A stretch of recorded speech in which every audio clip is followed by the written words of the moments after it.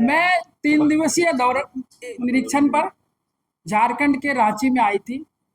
5 को मेरा आगमन हुआ और 5 को मैं बनवासी सेवा केंद्र में मेरे महिलाओं के बीच में आयोग के कार्यों की विस्तार पूर्वक ग्रामीण महिलाओं को जानकारी देना था, जो मैंने किया। इसके बाद आज का मेरा कार्यक्रम था बिरसा मुंडा कोटवार जेल के महिलाओं का निरीक्षण करना, उनके रख रखाव, उनकी व्यवस्था को देखना, और इसके बाद रिम्स में हमारी महिलाएं, प्रसूति महिलाएं कैसे रह रही है, उनकी रख रखाव, उनकी देखभाल, उनकी सुविधा के लिए सरकार की क्या व्यवस्था है, ये मुझे देखना था। और इसके बाद में आदरणीय झारखंड के महामहिम राज्यपाल महोदय से मिलकर इस परिस्थिति की बातें करनी थी। मैं कोटवार जेल का निरीक्षण करके रिम्स गई। रिम्स के डायरेक्टर ने बताया कि सरकार ने मुझे कोई आयोग मेंबर आने वाली है, इनकी सूचना नहीं दी है।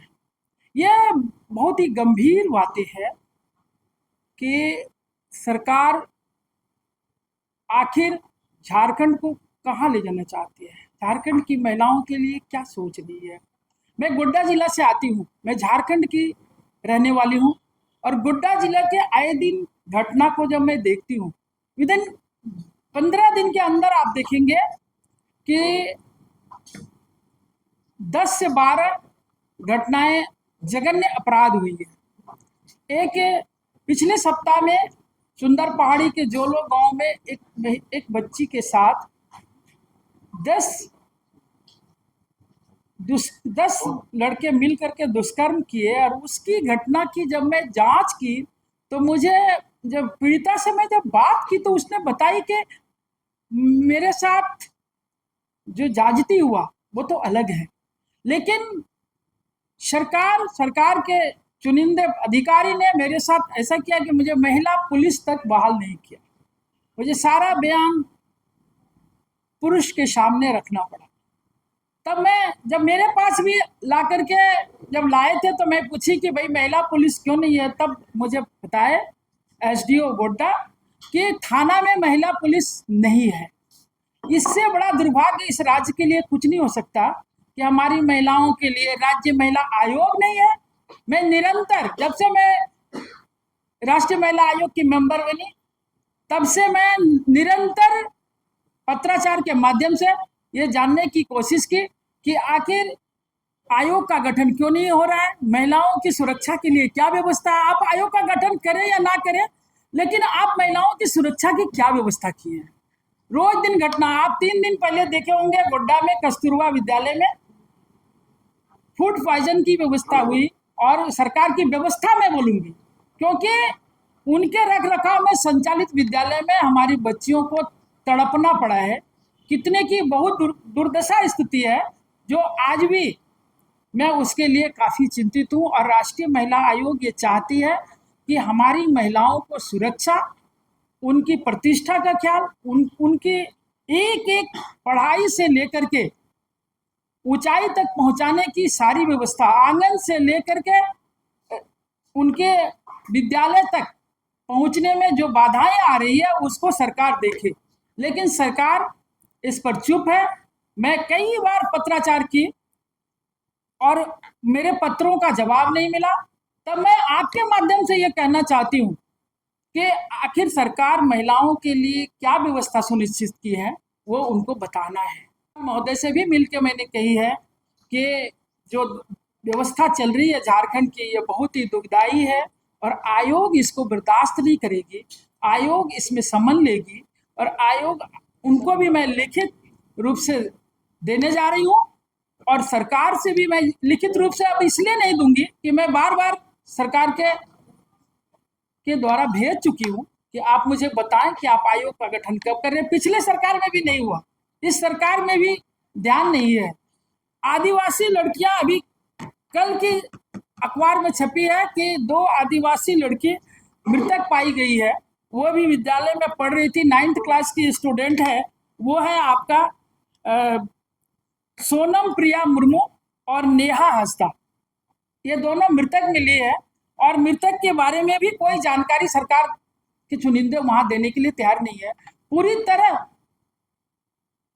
मरने के लिए यहाँ की बच्चियों को, यहाँ की महिलाओं को सिर्फ और सिर्फ ये समझना कि हम हमारे मन में जो आए हम करेंगे, ये आयोग बर्दाश्त नहीं करेगी, आयोग इसमें समझ लेगी। और मैं भारत सरकार को भी इन सारी परिस्थितियों को मैं लिखित रूप से दूंगी।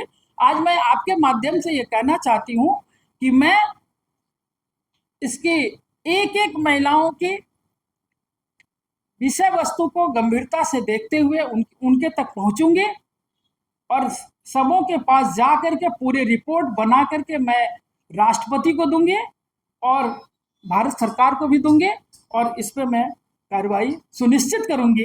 और जो इसमें दोषी पाए जाएंगे उसके लिए भी मैं सरकार से सिफारिश करूंगी कि आप इन पे न्याय दें हमारी महिलाओं को। और उनके जो राइट्स हैं उनको छीनने का अधिकार किसी भी सरकार को नहीं है। उनका जो मौलिक अधिकार है पढ़ने का, जीने का, अपने सम्मान के साथ जीने का, उनकी सुरक्षा का जिम्मेदारी सरकार को लेनी पड़ेगी। इसको सुनिश्चित करना होगा।